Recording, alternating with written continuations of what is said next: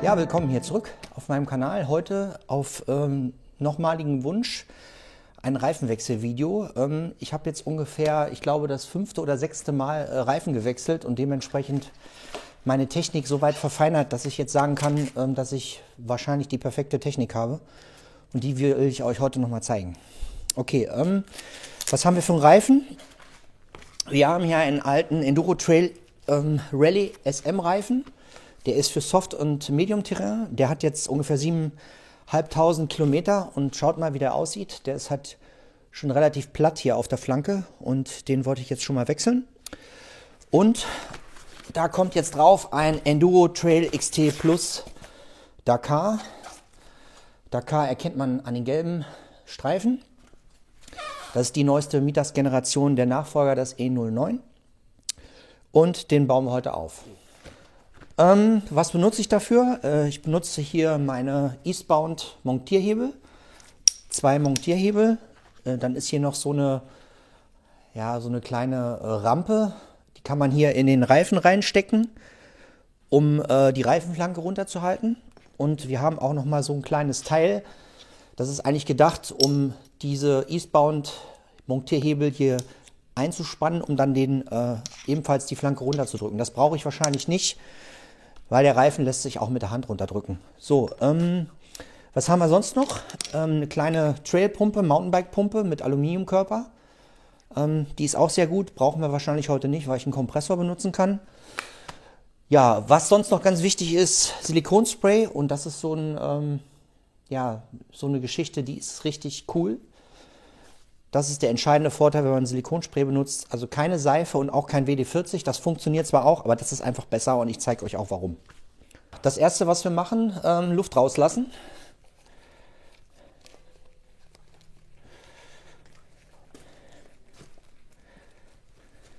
Man braucht das Ventil nicht ganz rausmachen. Man kann es rausmachen, muss man aber nicht.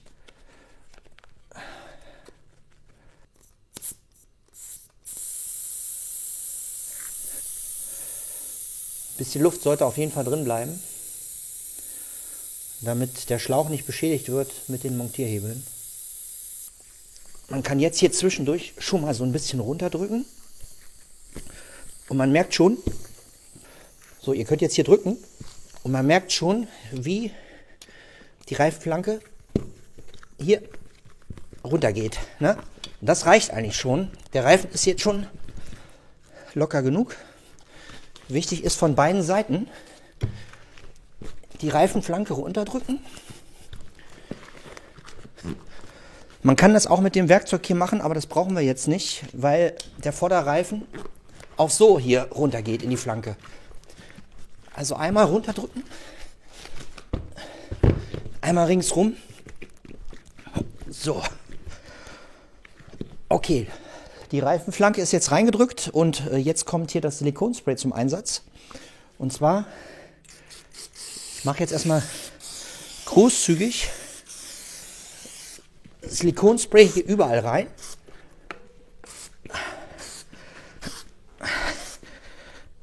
So, und das ist auch schon ein wichtiger Punkt. Silikonspray ist mega gut. So, hier auch.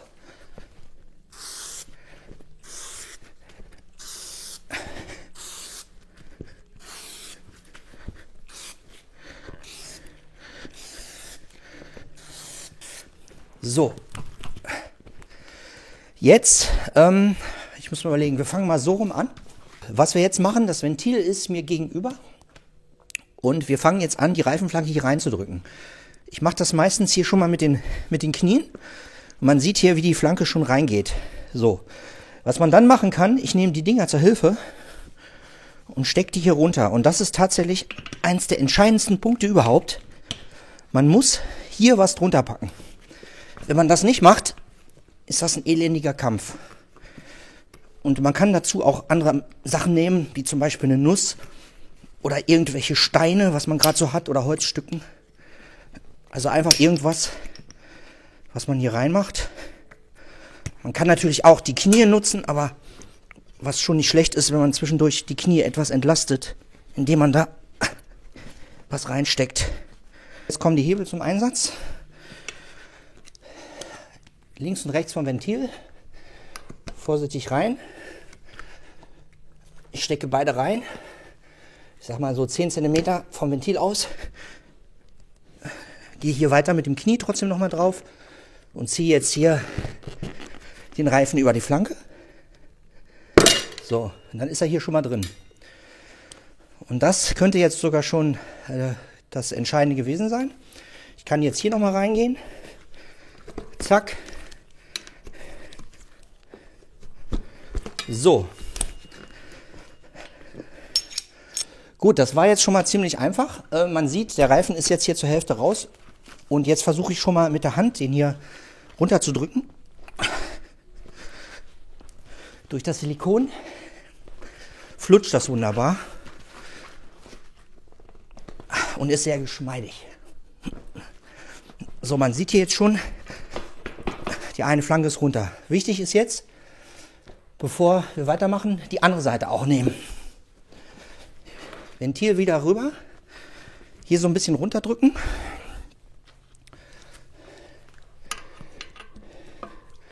Wichtig ist, den Schlauch nicht einklemmen.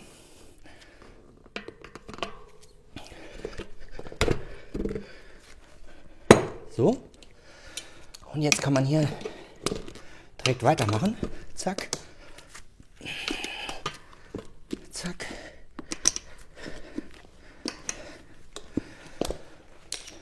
So. Und jetzt hängt die Felge in der Mitte. Und jetzt kann man den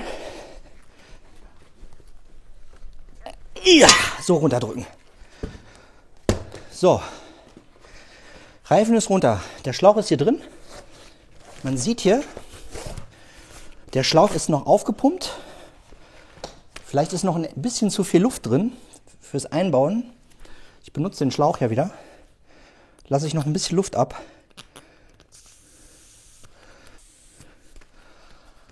Auf keinen Fall den Schlauch einbauen ohne Luft, weil dann ist die Gefahr größer, dass der eingeklemmt wird. So, kurze Erklärung. Natürlich macht man die Felge schön sauber, bevor man den neuen Reifen aufzieht. Und wichtig ist hier das Felgenband, was hier drauf liegt. Da müsst ihr schauen, dass das nicht beschädigt ist.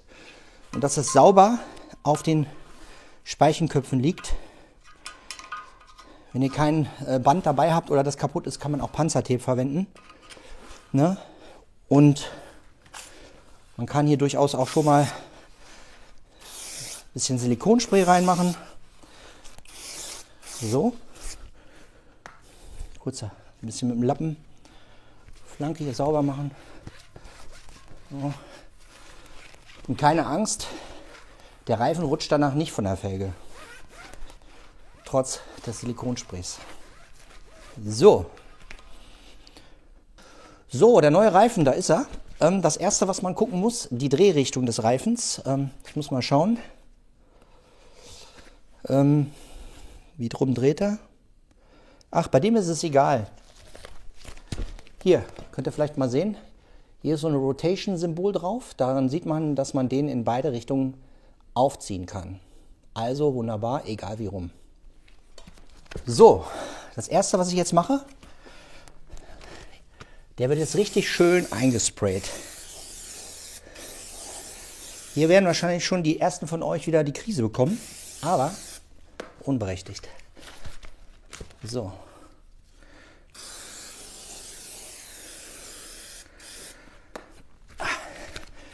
Was man auch machen kann, hier schon mal die Innenflanke.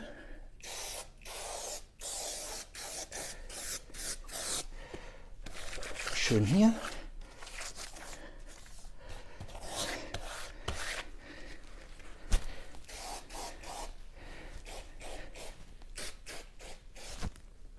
So, Nummer 1.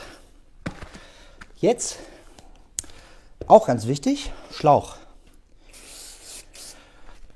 Mit der Aktion wird der Schlauch richtig flutschig. Und vor allen Dingen kann es eben auch sein, wenn man mit dem Werkzeug jetzt hier irgendwie reinklemmt, dass durch das Flutschige der Montierhebel abgleitet und nicht den Schlauch einquetscht. Bedeutet eben, die Gefahr, den Schlauch kaputt zu machen, ist geringer. So, dann kann man ruhig schön einschmieren. Zack. Hat auch noch den Vorteil, dass das Gummi schön geschmeidig bleibt und nicht rissig wird. So. Übrigens ist das noch der allererste Schlauch von dem Motorrad. Er ist noch nicht gewechselt worden. So. Du kannst erstmal bleiben. So. Jetzt der nächste Trick. Der Schlauch wird jetzt hier eingelegt schon mal. Kommt jetzt hier rein. Ist so ein bisschen eng. Also nicht erst den Schlauch bzw. den Reifen auf die Felge, sondern zuerst den Schlauch da rein.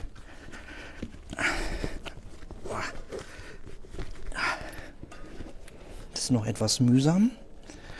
Sehr eng das Ganze.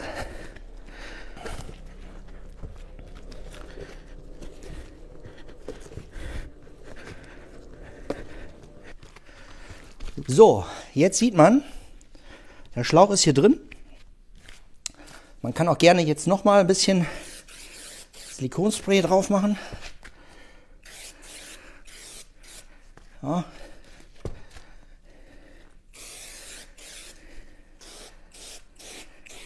Auf die Flanken.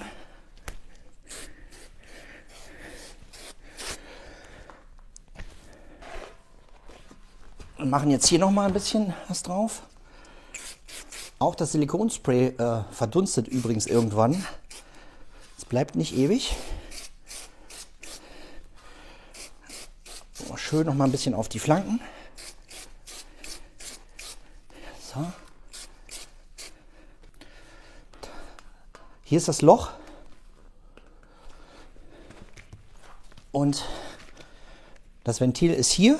Und zunächst wird erstmal das Ventil hier oben oder der Schlauch so reingeschoben, dass er durch das Loch durchkommt. Den mal ein bisschen rausziehen. Warte mal. Ich muss den mal ein bisschen rausziehen. Der ist so flutschig, dass er immer wieder hier reinflutscht. Okay. Erstmal hier rein. So. Jetzt kommt erstmal die Rändelmutter da drauf, dass der nicht wieder abhaut.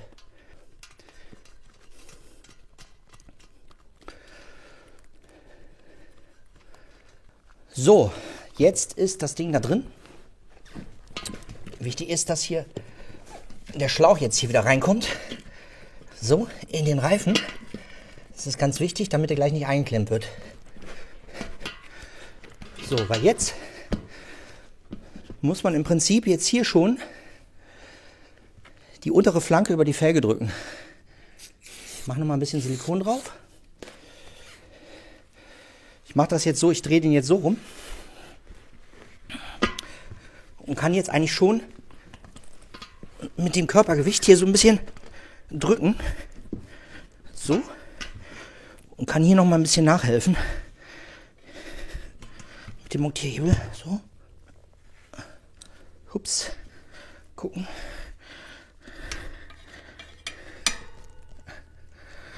Ja.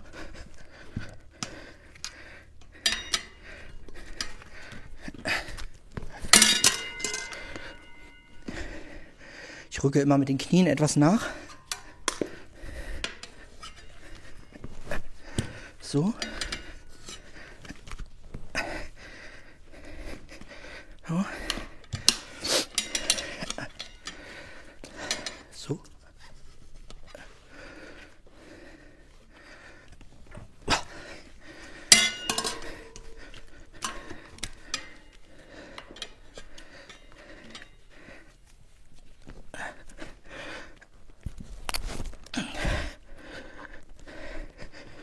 So.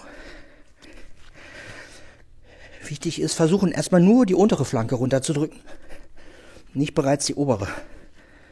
Und immer nur mit kleinen Schritten.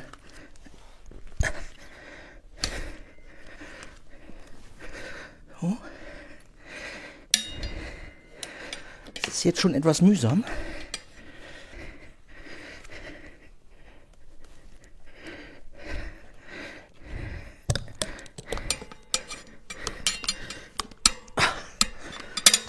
ist schon ordentlich Spannung drauf.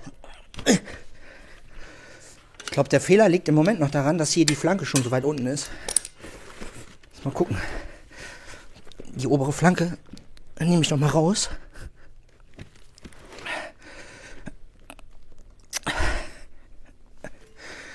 Die soll noch nicht rein. So. So. So. Ein bisschen nachdrücken. So.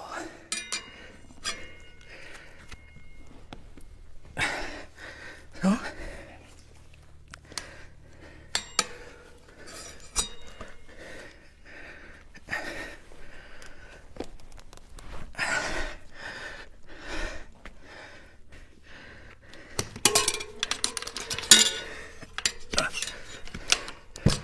So, der ist schon mal drin. Check. Kann man hier noch mal gucken. Auch so ein bisschen Blick hier auf das Ventil werfen, dass es nicht schief wird. So, die eine Flanke ist jetzt drin. Jetzt kommt der entscheidende Teil. Ventil ist hier auf der unterliegenden Seite, kommt jetzt gegenüber. So.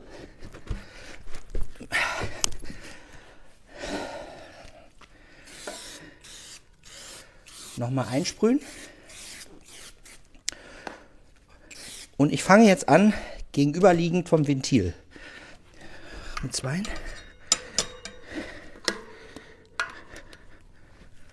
So.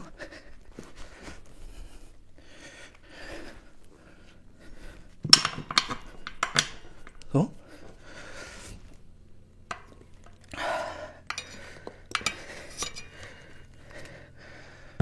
Schön auf den Schlauch aufpassen.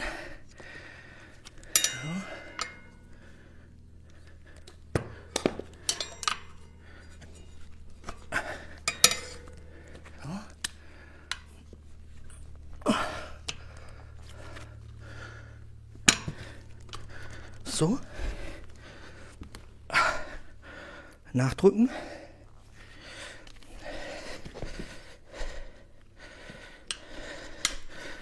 So.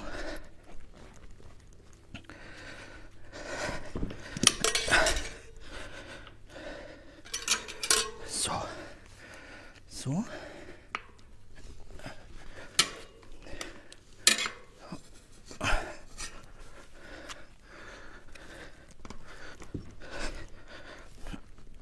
Oh.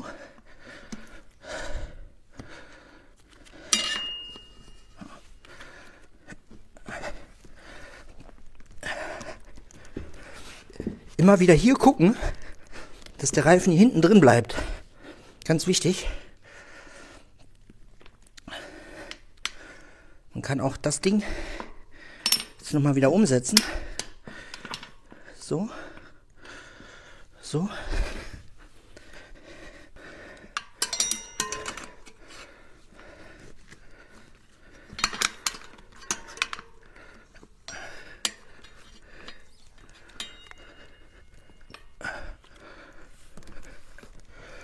So. Kann den wieder umsetzen. So. Immer mit den Knien etwas hinterherlaufen. So, und jetzt kommen wir gleich schon zum entscheidenden Punkt, wo die Spannung am größten ist. So. Hier kann man auch noch mal ein bisschen Silikonspray reinmachen. Auch hier. So. Wichtig ist jetzt hier immer nur kleine Schritte zu machen. Also erstmal hier vorsichtig. Langsam. Aber sicher. Mal den hier nehmen.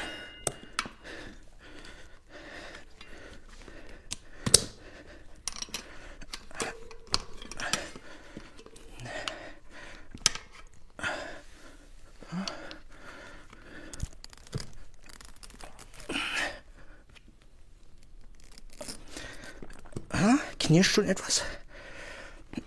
So. Das blockiere ich mal mit meinem Knie hier. Das Ding.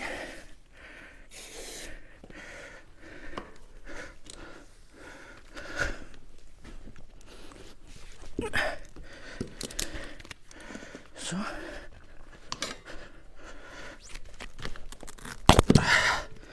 Oh.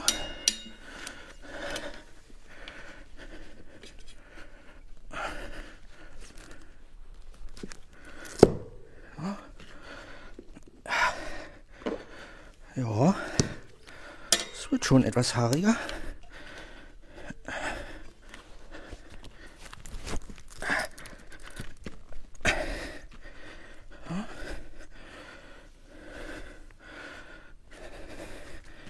Gucken.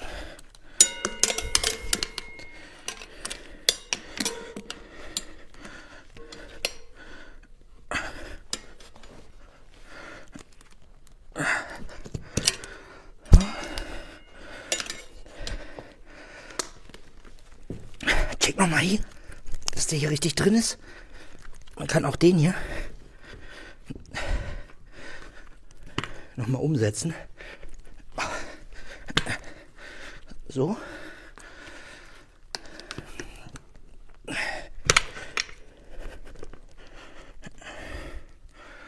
So.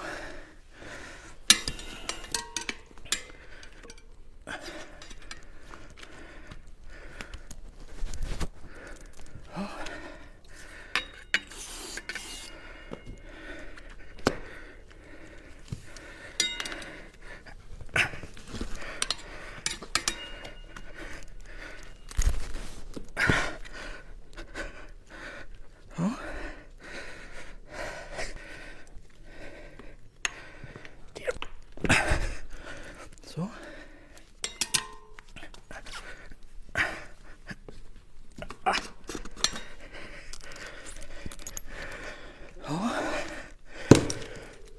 Oh, man merkt schon, wie stocksteif dieser Reifen ist. So. So, Freunde. Oh.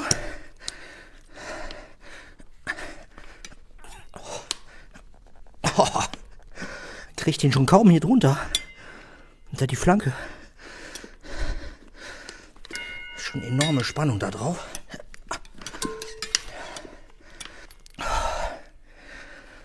Ich glaube, ich lasse mal noch ein bisschen Luft raus. So.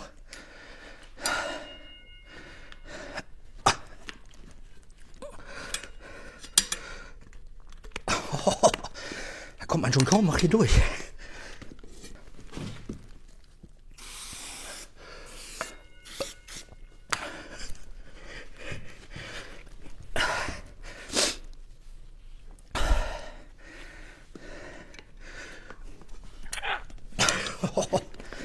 Gibt's doch nicht.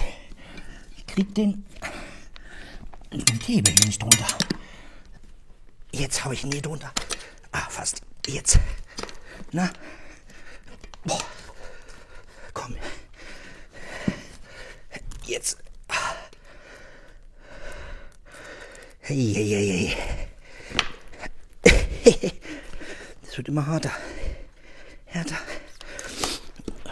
So, Freunde. Jetzt brauchen wir noch einmal hier drunter. Jetzt kommt er da raus.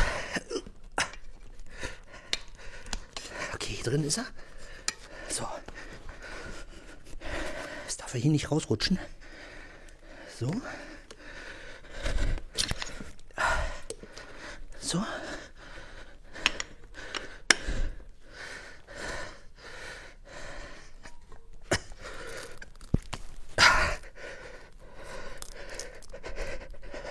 Boah, fast.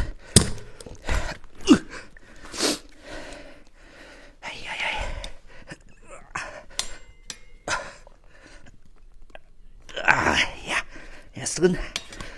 Komm.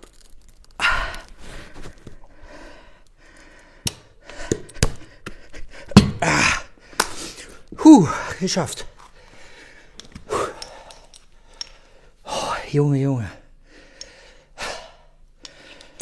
Jo, anstrengend ist es trotzdem. Jetzt kommt kommt aber noch der entscheidende Moment,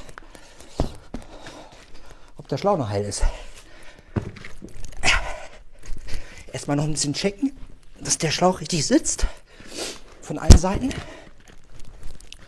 So.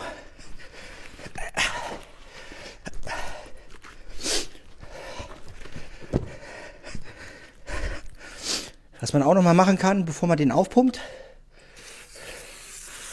noch mal ein bisschen was hier reinsprühen. Da setzt er sich besser. So. Beide Seiten.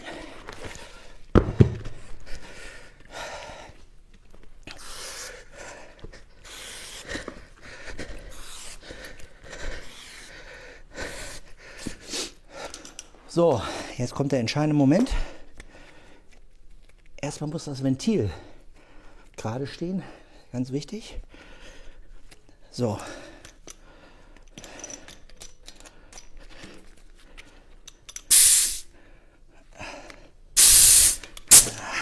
Hier reicht noch nicht.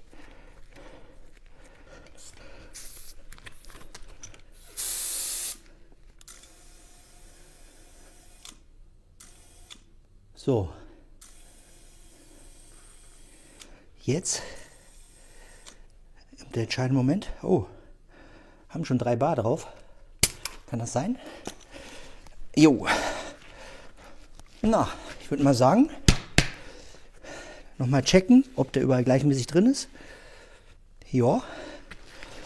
Ich würde mal sagen, Schlauch ist noch heil. So. So sieht's aus. Gut, ich würde mal sagen, das war's für heute. Wir sehen uns im nächsten Video. Ciao.